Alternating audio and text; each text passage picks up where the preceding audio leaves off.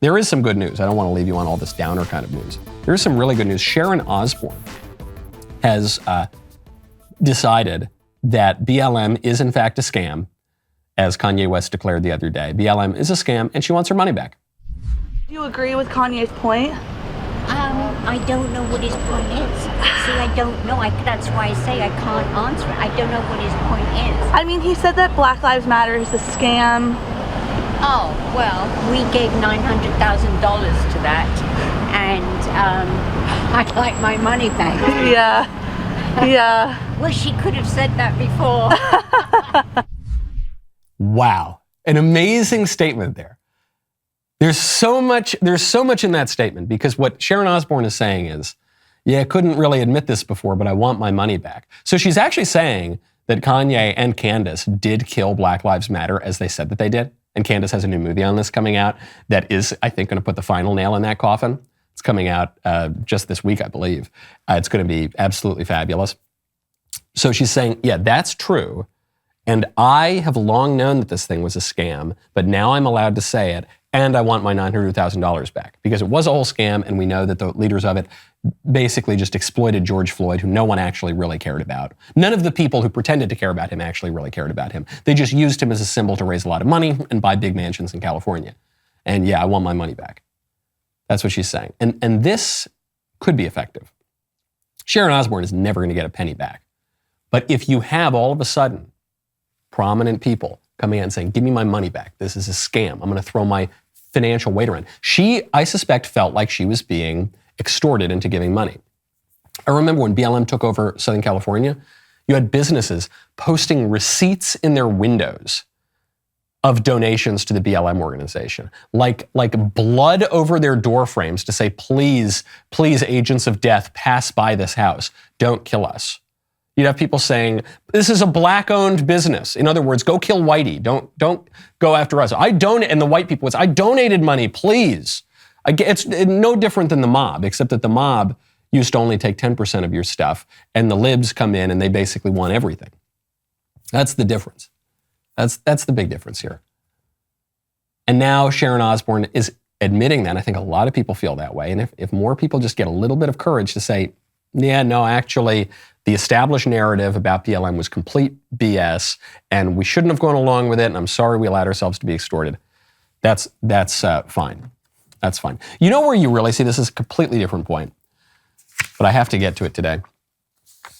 Horrible, terribly sad story. 2 children were killed, and a mother was critically injured after the family's dogs attacked. Now, before I tell you what kind of dog it was, you already know, right? Was it a wiener dog? Was it a pug? Was it a golden retriever? No. You know, it was a pit bull, because it's always a pit bull. Because the majority of the time when a dog mauls somebody or eats a poor little kid, it's a pit bull. We know this because the pit bulls were bred to do this. That's what they're for. And yet, we are told by the experts of our society, no, that's not true. There's no such thing as a bad breed of dog. Well, maybe not good or bad, but it's just the breed was bred to be extremely violent. And so now we have them, and we have them around 2-year-old little kids. That's why these stories keep happening. No, not my dog. There's no such thing as a bad dog breed, just bad owners. No, they just didn't love their dog the right way. Oh, that's weird. A lot of people just not loving their pit bulls the right way. And for some reason, the bad dog owners, they always seem to own pit bulls, and it's just coincidentally always the pit bulls that are attacking people. And just coincidentally, they're genetically built for that. But that's just a weird coincidence. It's weird, these pit bulls, always at the center of such coincidences. I know this is going to be controversial. I know some people like the dogs. We should obviously kill all the pit bulls, right? It's not enough even to sterilize them, because the problem is not that there will be more pit bulls in the future. The problem is the pit bulls are the dogs that attack everybody now and threaten people's kids now and lead to these horrible stories. And the parents say, oh no, the dog was never violent before. The dog lived with us for years. Yeah, and the dog was never violent until he was. And whenever the dogs are violent, it just usually, most of the time, tends to be the pit bulls. And we have no reason to tolerate that. We as a society have a great reason to protect against that. There is no Second Amendment right to a pit bull. There is no natural law reason to have a pit bull. we have to admit reality. Okay, this is not, and we have to admit that all the experts, in this case on the dogs, no, it's actually just training, and actually, if you look at this statistic, and actually, no, it's just not true. We know it. We all know it. Okay, even the pit bull owners know it. Okay, stop denying things that you know are true because some lib egghead with some kind of mellifluous argument has convinced you not to trust your gut and your head and history and everything that we know is true. Okay, stop trying to make yourselves so gullible.